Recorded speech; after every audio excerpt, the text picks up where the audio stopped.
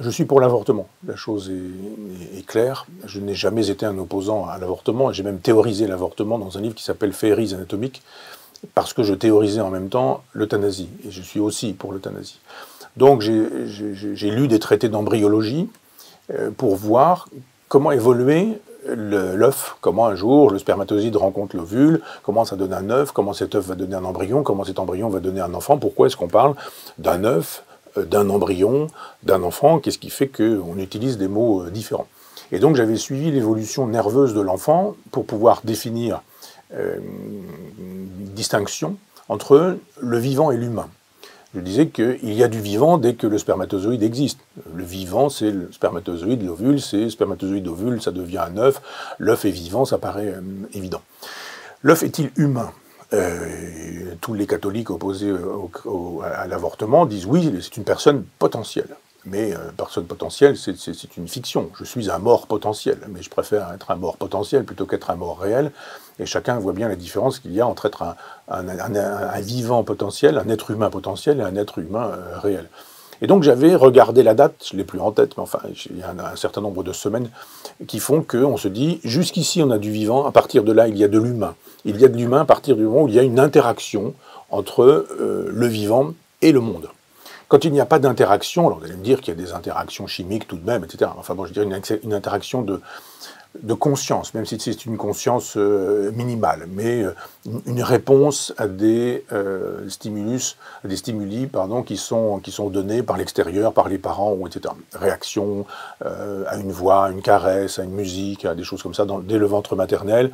On se dit là, on est dans la logique du vivant, mais surtout dans la logique de l'humain. C'est exactement la même chose quand on a un accident de moto, qu'on a une partie du cerveau qui saute et qu'on ne recouvrera jamais la conscience. Donc effectivement, la conscience est perdue, l'interaction avec le monde est perdue, il y a du vivant, mais d'une certaine manière, l'humain a quitté le vivant. Alors on peut aussi imaginer que l'humain à venir d'un embryon n'est pas la même chose que l'humain passé de celui qui a perdu son cerveau, qui est un adulte, qui a parfois une femme, des enfants, un mari, des parents, etc. C'est pas exactement la même chose, mais je pensais qu'on pouvait arrêter le processus d'avortement jusqu'à une certaine date. Là encore, je n'ai pas révisé, je découvre les questions quand on me les pose, mais j'avais donné le nombre de semaines, et puis qu'on pouvait imaginer que quand l'humain avait quitté le vivant, on pouvait aussi arrêter la machine et pratiquer l'euthanasie. Donc effectivement, il y avait une limite en deçà ou au-delà de laquelle on disait il y a du vivant.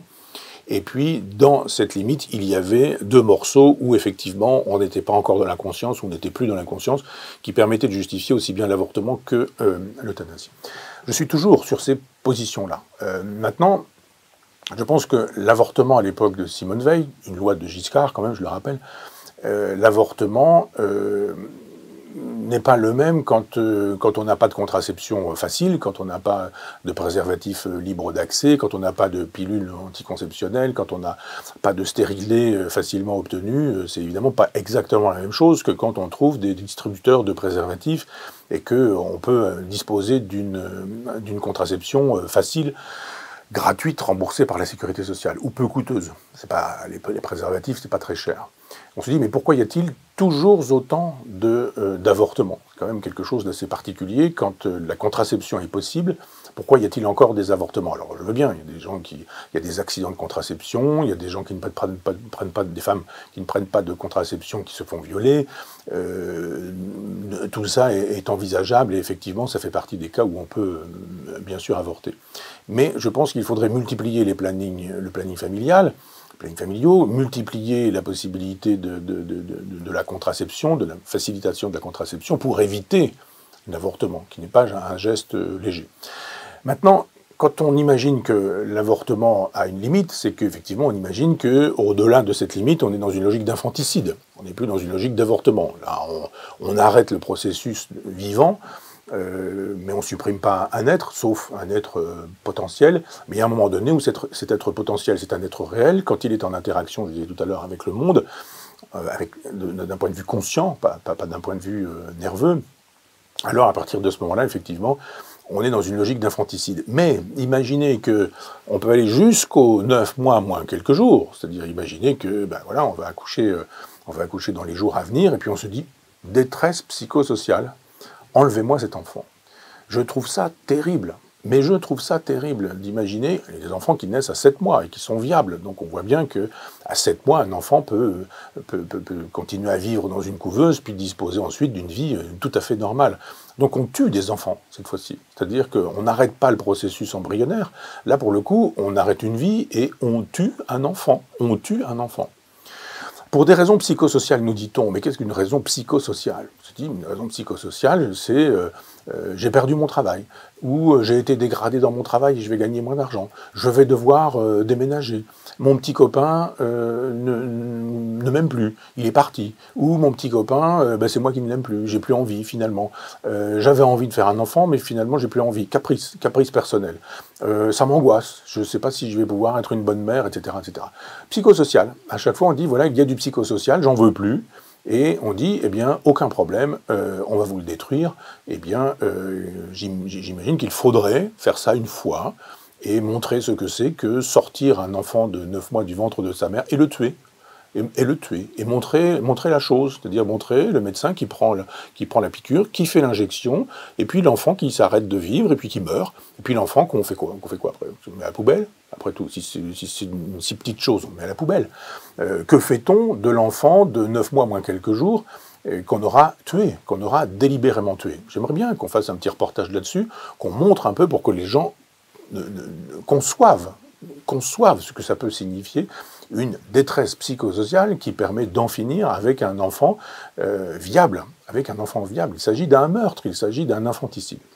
Donc évidemment, je suis contre.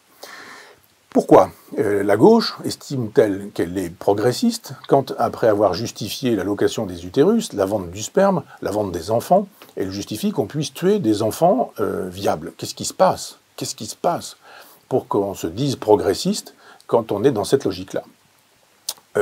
Cette gauche qui se prétend progressiste défend exactement la même idéologie politique que la droite maastrichtienne, que les libéraux. En gros, Juppé, Hollande, Sarkozy, Chirac, Mitterrand en 83, tous ces gens-là défendent le même monde, c'est celui de Valéry Giscard d'Estaing. C'est le monde de l'euro, de l'Europe, du marché, c'est le monde du business, c'est le monde de l'argent, c'est le monde de la réification, comme on dit en philosophie, c'est-à-dire qu'il faut changer le maximum de choses, le maximum de vivants, je dirais, en choses. J'ouvre une parenthèse pour dire qu'on utilise les pesticides, on détruit les abeilles, et puis on invente des robots pollinisateurs. Formidable. Les abeilles, c'est gratuit, les robots pollinisateurs, ça se paye. Donc effectivement, plus on artificialise le monde, plus on détruit la nature, plus on fabrique des artefacts, plus on a réifié, plus on a transformé le réel en marchandise. C'est ce que veut le marché planétaire, qu'il n'y ait plus que des marchandises. Du sperme, une marchandise. Des ovules, une marchandise. Des enfants, une marchandise. La vie, une marchandise. La mort, une marchandise. Des organes, une marchandise. Tout doit pouvoir être acheté, vendu, troqué. C'est la grande perspective planétaire du transhumanisme qui s'appuie sur le capitalisme.